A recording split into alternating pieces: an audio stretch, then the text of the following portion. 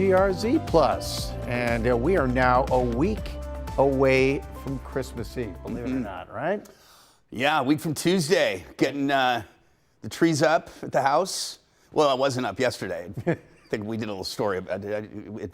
It's been up and down and up and down, up and down. Yeah, I get it. Not only our spirits, but our tree. Like the temperatures. We're going to be talking about the weather in just a couple of minutes. But you know what? We want to talk about the Bills first today. Heads up, Bills fans, the upcoming game against the Patriots has been flexed to 4:25 on Sunday. Remember, the kickoff was supposed to be at 1 o'clock, and usually the NFL flexes games late in the season to feature high-stakes divisional matchups or games with major playoff implications.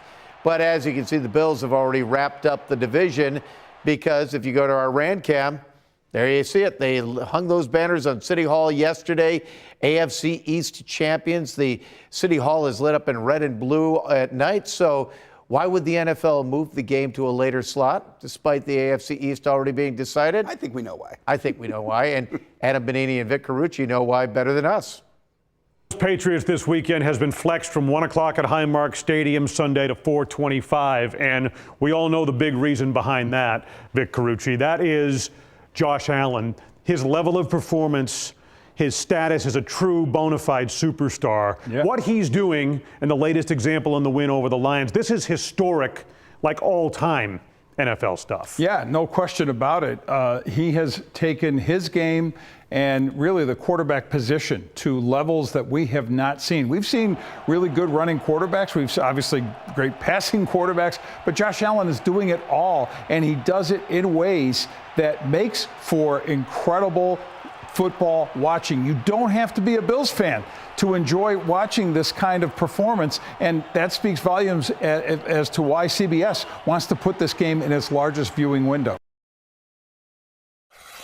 All right, so there you have it. Josh Allen with another superhuman performance on Sunday. I mean, you look at the last 3 weeks, the body of work, and it's no wonder that the league officials want to have a bigger audience because it's just fun football to watch, right? And you know, a lot of our games, which have been on the national scene, I hear from my buddies in California, other parts of the country, and they're just like, we're all watching the Bills game. I mean, because it's appointment television. And here's the other interesting thing. How many years would never a Bills-Patriots game been flexed?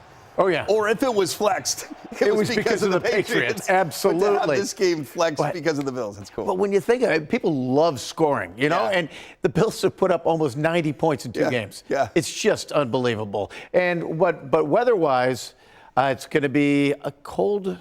Oh, look at that. Yeah. It's cold weather game. Well, it's 17. How about that? Yeah, but sunshine, which will go away now that the game's an evening game. Exactly. Well, that's a Josh Allen game. 17, the temperature.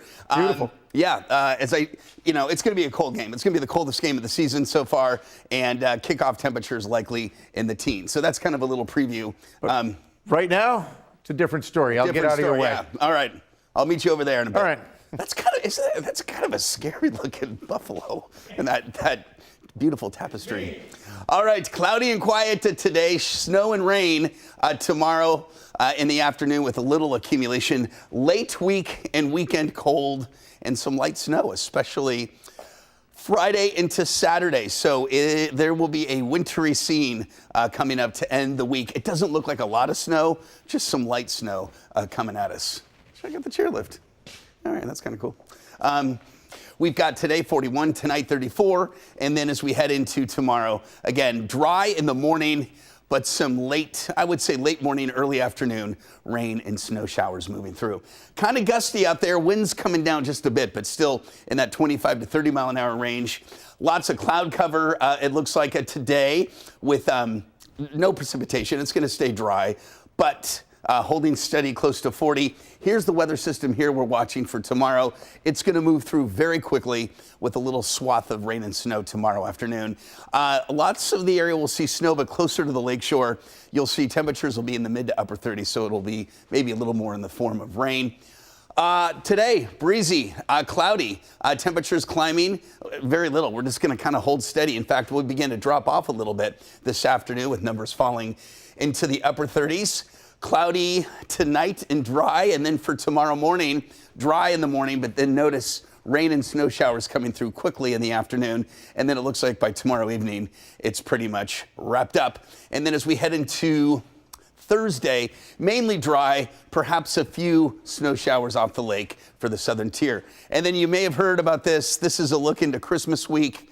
Temperatures coast to coast, border to border, above normal. It's going to be a warm Christmas, at least warmer than average for much of the nation, including right here in Western New York. So there we go. So for today, cloudy skies 41, southwest breezes tonight down to 34, long range forecast.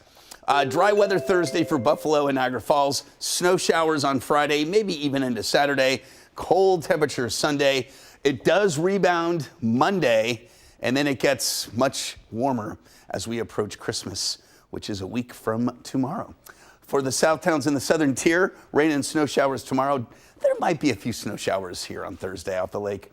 And then you'll see light snow on Friday, snow showers into Saturday, and cold for the Bills game on Sunday, Pete. So send a memo to Santa to put wheels on the sleigh for next week, right? Yep.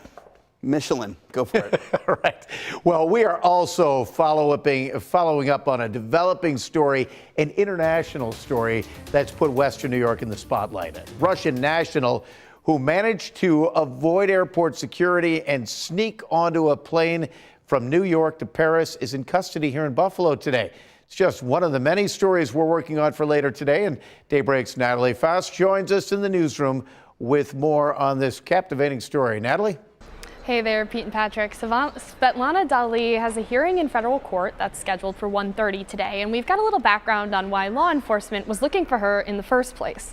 Last month, Dali allegedly snuck past security, got on a plane at John F. Kennedy Airport without a boarding pass. The flight landed in Paris, where French authorities arrested the Russian national. Dali was eventually released without paying bail, but she did have a list of conditions she had to follow, including not traveling outside of a designated area while she awaits the trial.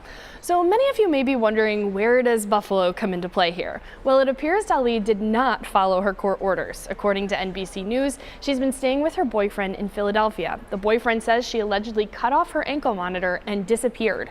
He contacted law enforcement after finding the severed device.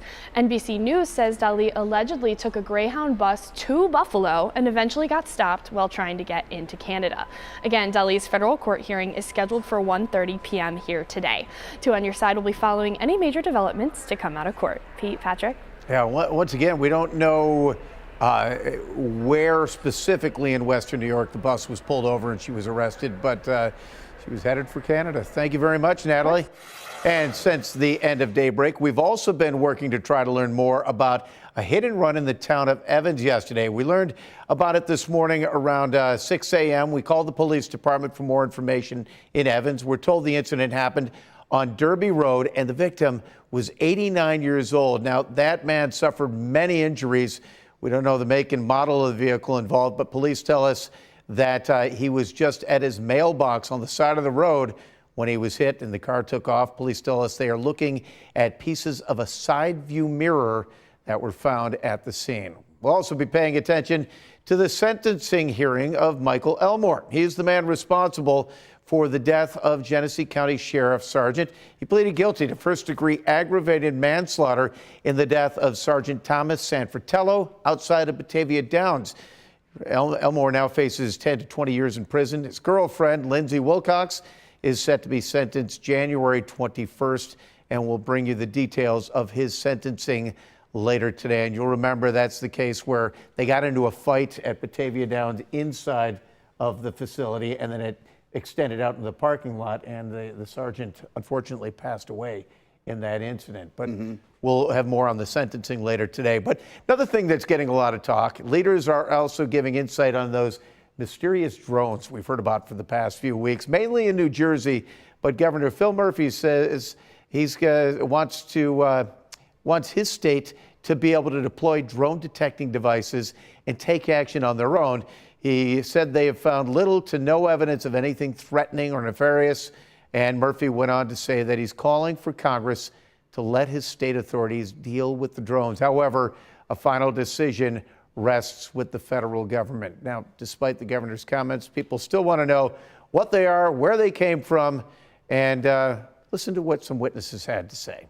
Definitely tracking me. It stayed on me for a period of time. It's definitely off-putting. How do you tell it's not a plane? If you see it hovering, if you see it moving in an erratic way. Listening for the jet engines, things like that, to try to eliminate things that are potentially airplanes or military aircraft. I feel frustrated. I mean, I think we deserve answers. I look to my left and I see two big drones. They were propeller driven, going very slowly.